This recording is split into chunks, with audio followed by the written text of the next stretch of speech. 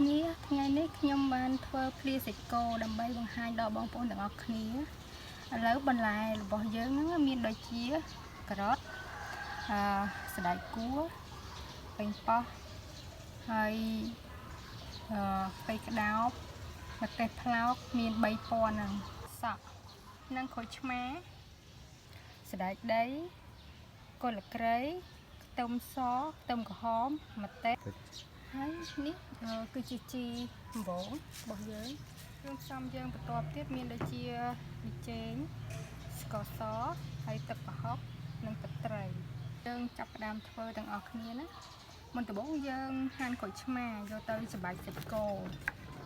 ដើម្បីឲ្យវាបានឆ្អិនម្សៅសិន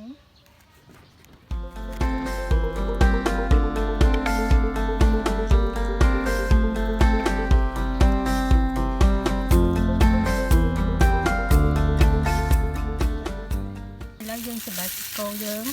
ដែលបានបាច់ក្រូចឆ្មាដាក់មិញ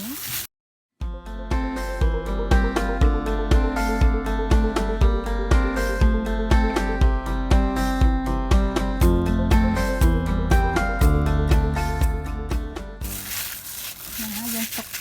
តែជា3នាទីអីបានណាមកឥឡូវយើងលាយគ្រឿងដើម្បីច្របល់មួយសាច់ម្ដង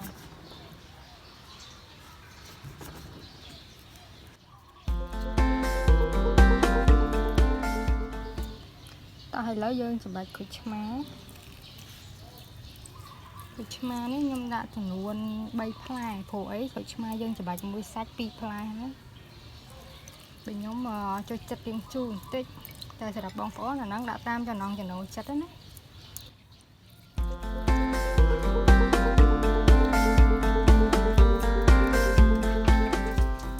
ឥឡូវយើងលាយគ្រឿងដើម្បីត្រឡប់មកសាច់គោហ្នឹងយើងដាក់គល់ក្រៃខ្ទឹមសខ្ទឹមក្រហម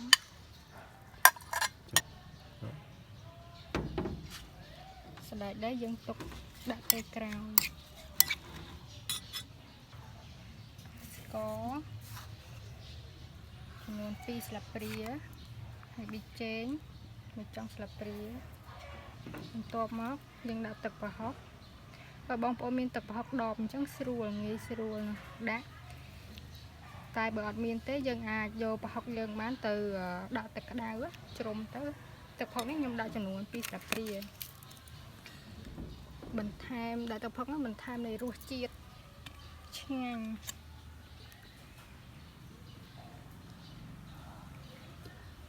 ទឹកត្រី1ស្លាបព្រាបានហើយឥឡូវយើងកូរច្របល់វាសព្វគ្រឿងតិចសិនឥ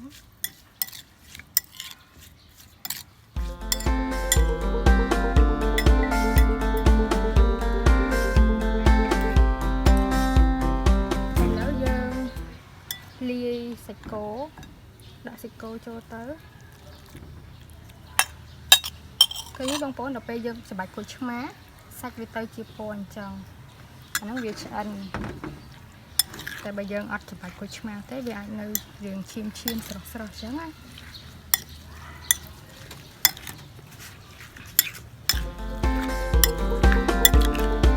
នឹងហើយយើងច្របល់អញ្ចឹងទៅដើម្បីឲ្យវាចូលជាតិនឹងសាច់គោឆ្ងាញ់ចាំយើងយកទៅច្របល់ជាមួយបន្លែដែលយើងបានត្រៀមទុក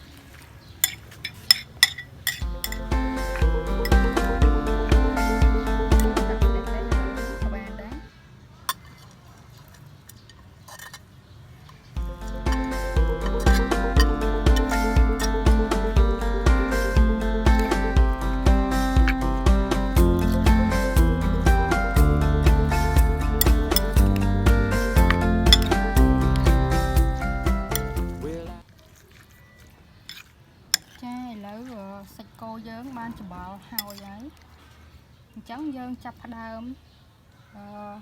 លាយជាមួយបន្លែរបស់យើងហ្នឹង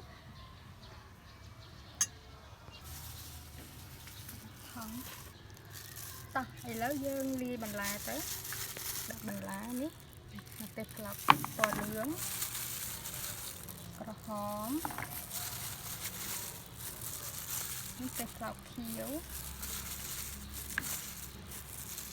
តែក្តោប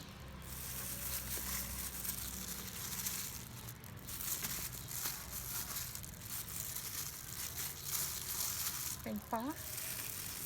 តមកទៀតសណ្តែកគួរការ៉ុត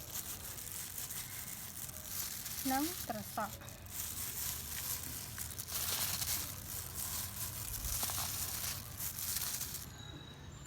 តោះឥឡូវយើង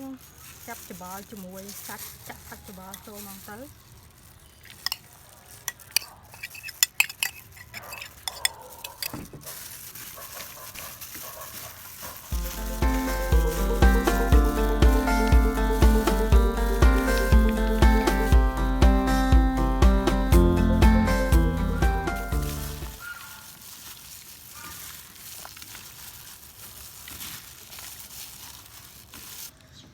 ឥឡូវ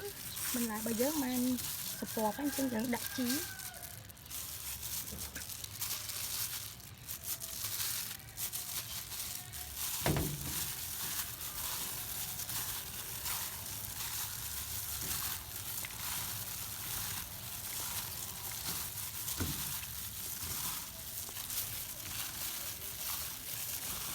ចាឥឡូវភ្លីរបស់យើងនឹងបានរួចរាល់ហើយ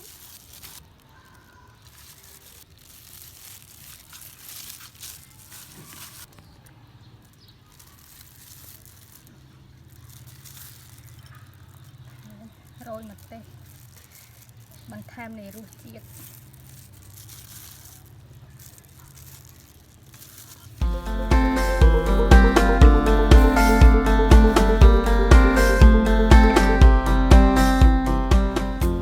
ចាឥឡូវភ្លីរបស់យើងបានធ្វើរួចរាល់ហើយ